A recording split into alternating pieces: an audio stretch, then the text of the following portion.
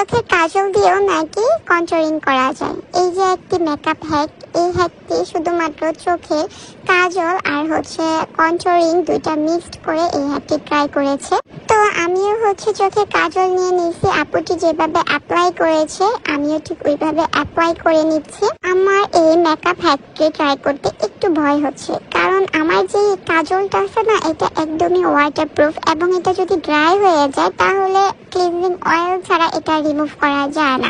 তো যাই হোক, এই কাজল ছাড়া আমার আর অন্য কোনো কাজল নাই, তাই আমি এই কাজলটা অ্যাপ্লাই করতেছি। এখন আমি কন্ট্রোল দিব।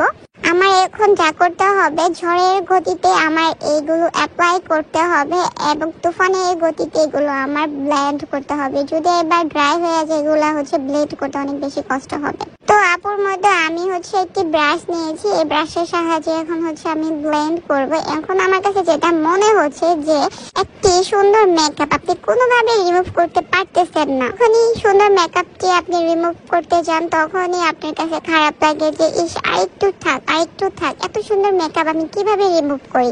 তখন আপনারা এই হ্যাকটি ট্রাই করবেন, তাহলেই দেখবেন আপনার এই মুখের মেকআপ আর রিমুভ করতে কষ্ট হবে না। সাথে সাথে মনে চাবে যে আমি মুখটা তাড়াতাড়ি ধুয়ে ফেলি, তাড়াতাড়ি ক্লিন করে ফেলি। এত জঘন্য মেকআপ হ্যাক হয় আমি কখনো কল্পনাও করতে পারি না। এটা অনেক বেশি জঘন্য ছিল। আচ্ছা যাই হোক, কথা ওইটা না, কথা যেটা যে আমি কি বলবো, এগুলো কি আমি বলবো, এটা তখনই ট্রাই করবেন যখন মনে করবেন আপনার সুন্দর মেকআপটা কোনোভাবেই আপনার উঠাইতে মন চাচ্ছে না। তখন এই হ্যাকটি ট্রাই করবেন, দেখবেন 5 মিনিটে আপনার মুখ ক্লিন হয়ে গেছে, কারণ আপনি 5 মিনিটও রাখবেন না।